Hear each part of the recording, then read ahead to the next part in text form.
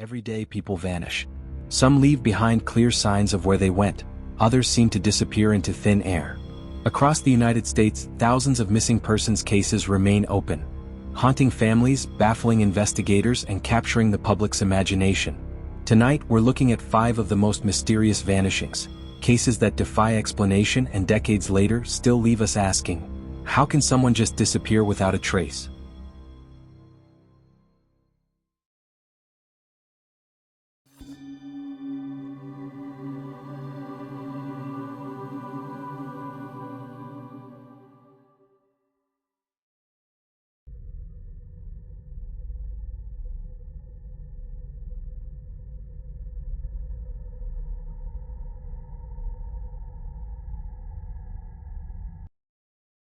On April 1, 2006, 27-year-old medical student Brian Shaffer decided to go out with friends after finishing exams. They ended up at a popular Ohio bar called the Ugly Tuna Saloon. Security cameras captured Brian entering with his friends around 1:15 a.m.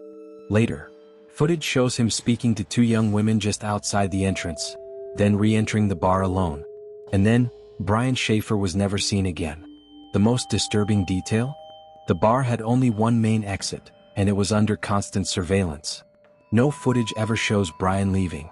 Did he somehow slip out undetected? Did he vanish inside the building itself? Police searched the bar from top to bottom, even areas under construction, but found nothing. His car remained at his apartment, his wallet and cell phone untouched. His family never believed he'd willingly disappear, especially since he had plans to marry his girlfriend. To this day, no evidence has surfaced. A man walked into a bar and seemed to disappear into thin air. Was it an abduction, an accident, or something far darker?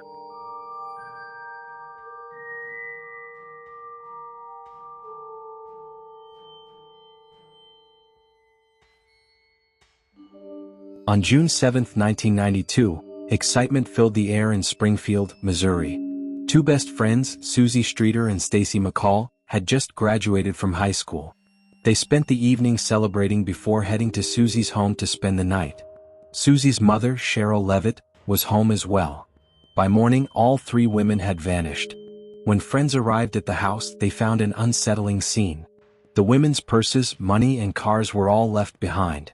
The beds looked slept in. The porch light was shattered, and an uneasy silence hung in the air. But there were no signs of forced entry, no evidence of a struggle. The media dubbed the case the Springfield 3. Despite hundreds of leads and even the excavation of a nearby parking garage years later, no trace of the women has ever been found. Theories abound. Some believe the women were abducted by someone they trusted. Others suggest a serial offender may have stalked them that night. Still, more than 30 years later, the house on East Delmar Street remains a chilling reminder that 3 lives can vanish overnight, leaving nothing but questions.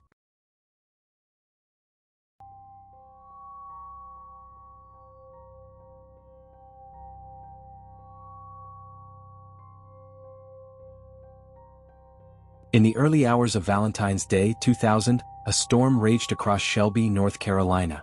Inside her home, 9-year-old Asha Degree quietly packed a book bag, slipped out of bed and walked out into the pouring rain. Multiple witnesses reported seeing a small girl walking along Highway 18 around 4 a.m., a girl matching Asha's description. Drivers were shocked.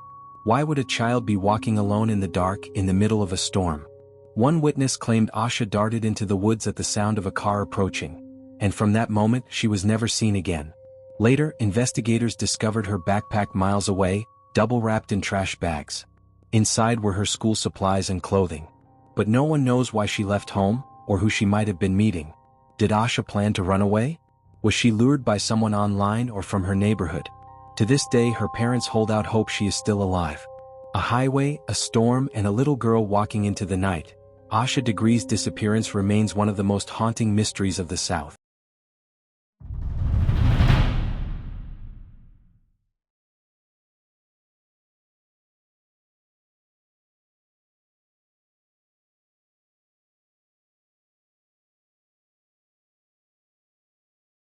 On May 14, 2008, 19-year-old Brandon Swanson was driving home from a party in rural Minnesota when his car veered off a gravel road into a ditch. He called his parents for help around midnight, On the phone, he sounded calm but disoriented.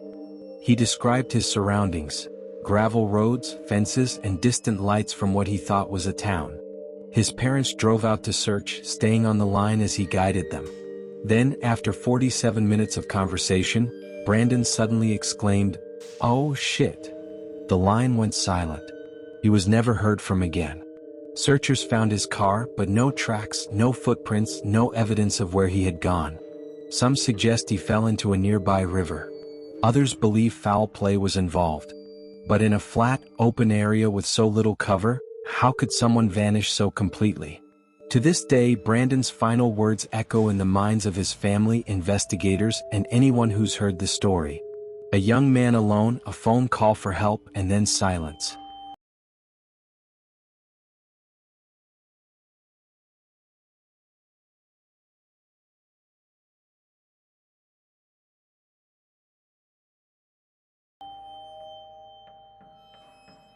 Cleveland, Ohio. Summer of 1951. 10-year-old Beverly Potts attended a neighborhood festival at Halloran Park. As dusk fell, she told friends she would walk home alone. It was just a few blocks away. But Beverly never made it home. Her disappearance triggered one of the largest searches in Cleveland's history. Police officers, neighbors, and volunteers combed through parks, rivers, abandoned houses. Newspapers splashed her photo on front pages for weeks. Rumors spread, sightings were reported, but none ever panned out. For decades, her case haunted the city. Even years later, anonymous letters surfaced, supposedly from her abductor, taunting police. Whether they were real or hoaxes, no one knows. Beverly's case remains unsolved. A short walk home became a vanishing that still lingers in Cleveland's collective memory more than 70 years later. 5 people. 5 stories. All gone without explanation. Each case is more than just a mystery. They're reminders of families left waiting for answers that may never come. Which of these stories disturbed you the most? Do you believe any of them will ever be solved? Leave your thoughts in the comments. And if you want more chilling unsolved mysteries, subscribe to Cremora Files. New cases drop every week.